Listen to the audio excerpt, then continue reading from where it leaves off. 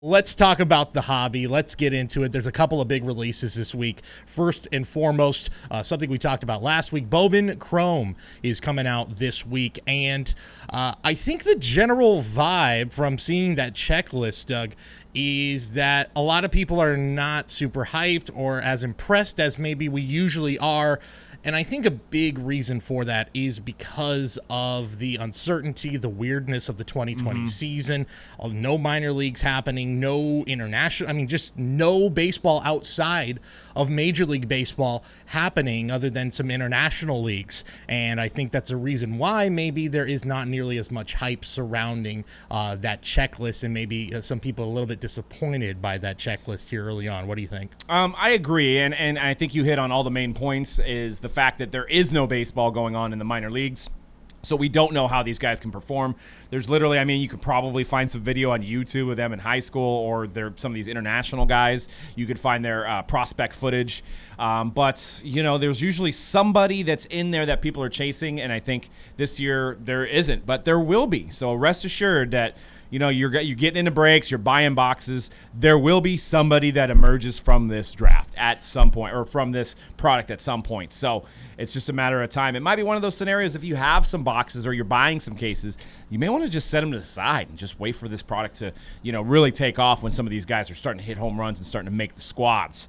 Or even next year if minor league baseball goes back to normal. But Bowman first is always the best card. So it's, with the amount of guys on the checklist, you got the Luis Robert rookie cards in there as well. I think the product's going to be a lot of fun. And what I love about baseball prospecting, unlike the other sports, is that you get to kind of get in at the ground level, and in a sense you have entertainment for, 3, 4, 5 years sometimes, watching this guy go through the minor league system, hoping that he becomes the next Trout.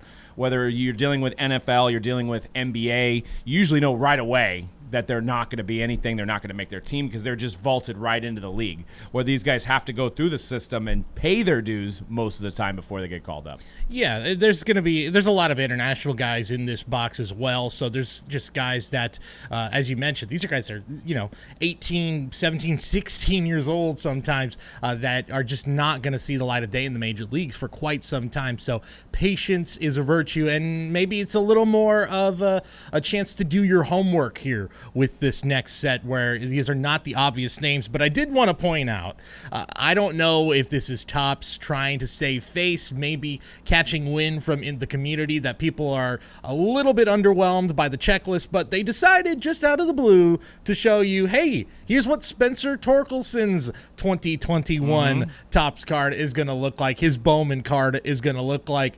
You think that's a little bit of Topps trying to be like, don't worry, here's what's coming in the future. Everybody just calm down, relax. Everything's going to be fine. Well, I have a few issues with this. Obviously, this is from the sell sheet of the 2021 Bowman. Yeah.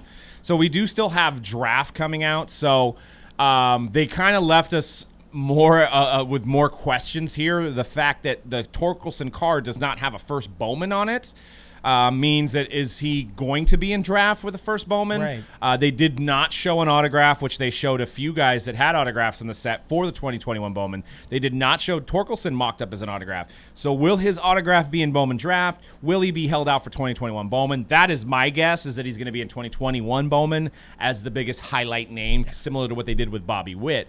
So if you're new to cards, basically when the draft happens, the first round of guys, I would say about 80% of the first round typically goes into the Bowman draft for that year. And then they usually hold out a couple big names to debut in Bowman. A la this year we had Jason Dominguez and we had Bobby Witt, Robert Puason.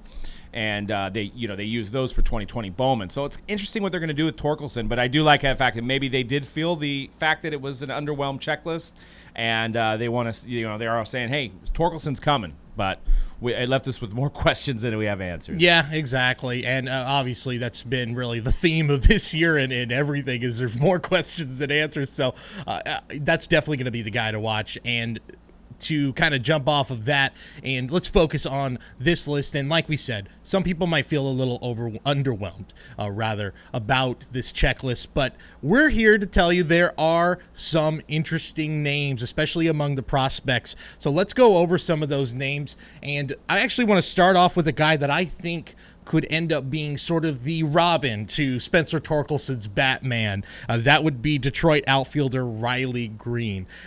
I watched a little bit of those summer camps, those practices and those scrimmage games back in July when I was just really itching for anything Major League Baseball. And Riley Green was a guy who really jumped out. He made a spectacular over-the-wall catch to rob a home run in one of those scrimmage games, and then hits a huge opposite field home run. And he's 19 years old. Like, this guy has got a huge potential. He's already very quickly at the top of some of Major League Baseball's top prospect lists. In 57 games in the minor leagues last year, he hit .271 with 347 on base percentage. And at 18 years old, he's doing this. And he went to 3 different minor league levels last year, which is quite a rise. So I think this is a guy that is going to be really that complementary player next to Spencer Torkelson.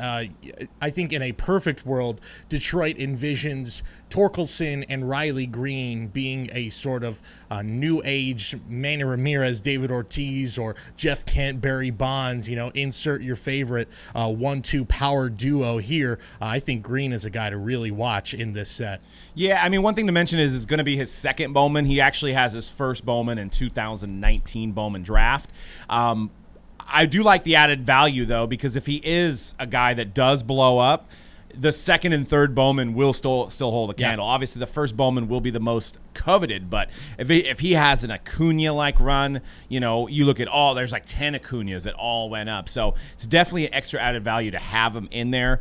He won't have the first Bowman logo on it, but it'll still be a nice auto, and he's got great penmanship, so it's going to be a nice-looking card. That's always a plus. You always like to have the nice auto, just to look at. A few other guys I want to mention, the New York Mets, the catcher Francisco Alvarez, a international prospect. In his first year in professional ball, 42 rookie league games, he hit .312 with a .407 on base percentage. Anytime you are a big-time prospect in New York, you got to watch, whether you're on the Mets or you're on the Yankees. And the Mets have a pretty good history when it comes to the catcher position. A couple Hall of Famers there, so Alvarez could be in the next in line there. Another New Yorker, shortstop Oswald Peraza, .263 average, .332 on base in 2019. Could be a 20 home run, 30 stolen base sort of guy. He's a little tougher, though. With one, it's the Yankees, so you always want to keep an eye on top prospects in the Yankees farm system. But Gleyber Torres is there at the shortstop position. He just moved, but maybe they'd figure out a way to get that bat in the lineup for the New York Yankees, who just, I think if you're in New York, pretty much a good bet that if you can even make it, if you're not even maybe the number 1 prospect or like the top number 5 prospect, your value just going to go through the roof. Absolutely. Despite that, Yep. Yeah. That's one of the first things that prospectors look at is what market does this guy come from. So usually a safe bet is the Yankees, the safest bet out of all. So at some point, and their farm system has been great. I mean, you can see all the guys that Judge and all this that they retooled after all the money they spent. They started trading for prospects and drafting well, so they've got a good system there. So it's a good guy to invest in. Yeah, 2 other guys I want to talk about, and then I'll get into one dark horse guy that I think is interesting. 2 guys who have already made a major league debut. They are listed as prospect autos in this Bowman set. That would be Miami Marlins first baseman Lewin Diaz and Chicago White Sox pitcher Jonathan Stever. And Stever actually made his major league debut on Sunday, and he was drafted just a couple of years ago, if I'm correct. Made his minor league debut in 2018, and here he is in 2020 pitching for the number 1 team in the American League, and actually looked pretty good in 3 2/3 innings. Could be a guy who very quickly gets into that rotation for the Chicago White Sox. Lewin Diaz, tons and tons and tons of power potential. 27 home runs in 128 minor league games last season. And really, for me, the White Sox and the Marlins, 2 teams to really keep an eye on, those prospects, even though they are getting a lot of those guys now finally coming up, but they have been developing and been trading for big-time prospects for a long time now. So 2 teams I think that are always worth keeping an eye on for collectors. Yeah, one thing to keep in mind, too, as a piece of advice, if you're thinking about jumping into the prospecting Bowman game, is to keep in mind when guys are drafted, there's different age levels. So if you have a guy that's gone 4 years in college, a la Joey Bart, he's going to have a faster chance of getting to the majors. But a guy that's drafted out of high school or drafted in the Dominican or Cuba or one of these international free agents, they may go 4 or 5 years in the minors because they get them at 17, 18. They don't go to college. They're so talented that they get drafted early, and then they have to go through the ranks. I mean, you look at Wander Franco, I think he's barely 19, and people are like, hey, when's he going to come up? Well, he's still 19 years old. Whether you have like Soto and you have these guys that are coming up around 2021 when they get seasoned. So one thing to look at when you're deciding on who to prospect is finding out that age, and then there's also some guys in the set that are like 26, 27, right? Which, it might be cool if you're a fan of that team, but if you're looking for something to invest in long term, may not be the greatest idea. So just keep in mind, I always try to look at that from the path to the draft, path to the baseball, and the age as well. Yeah, absolutely. I mean, there's going to be people who have probably been hanging on to Jason Dominguez for about 5 or 6 years by the time he finally makes his major league debut. So it's all about patience in the baseball hobby. One last guy I want to mention, and if you got some dark horse candidates, Doug, I'd love to hear them. But one guy that I did a little more research on him, and partly it's because he's in the Dodgers system, and I feel like the Dodgers are now in that same category as, like, for years growing up watching baseball, the Braves and the Cardinals were always these two teams that had guys who were not ever considered a top 100 prospect in like Baseball America or your favorite prospect list of choice. And yet they would become everyday players and become all-star players. And it was both amazing and incredibly frustrating as a fan of opposing teams to see, like, how do they keep doing this? And I think the Dodgers are now firmly in that category. And a guy that I think could be that next guy is an infielder for the Dodgers, Devin Mann, who was not a highly touted player coming out of college. But since then, all he has done is rake in the minor leagues. 286 average and a 366 on base percentage, 501 slugging percentage last year, and 103 minor league games, 19 home runs.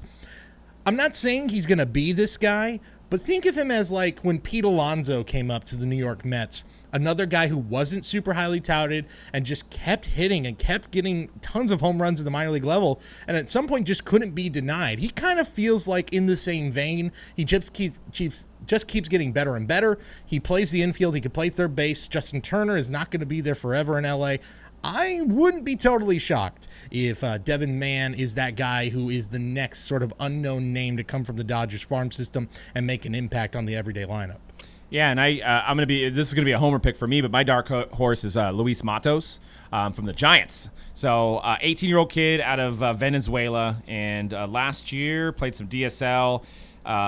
So his first year in, and had a 367 batting average. So it was in 60 games, so small sample size, 7 home runs, and he's an outfielder. So, Giants always rotate through outfielders trying to find the right one. I mean, I think we've got a good one in Yaz, but there's still 2 spots open there in that outfield. So might be a chance that he comes up in the future with Helio Ramos, with who's the other guy I'm thinking of? Hunter Bishop, who's been talked about a lot. Yeah. Right. And who's the second base infielder that I'm thinking of? Luciano. Who, if you're looking, I don't know if he's in this set, but Luciano, and I'm not just saying this as a homer, there have been a lot of top scouts who have said, don't be surprised if Marco Luciano is the number 1 prospect in baseball in about a year or 2. Yep. And that's, I mean, that could all be part of that next generation, where maybe Buster Posey retires and, maybe Joey Bart comes to be and Hunter Bishop comes to be. And then you got Luciano and you've got Luis Matos and you have, maybe Yaz still. So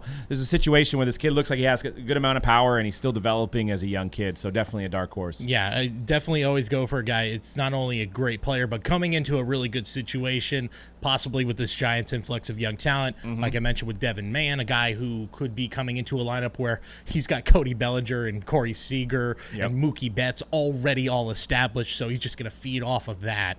NL West, by the way, I feel like we're kind of playing it down. This division is going to be really, really good for a long, long time. Absolutely. Yeah.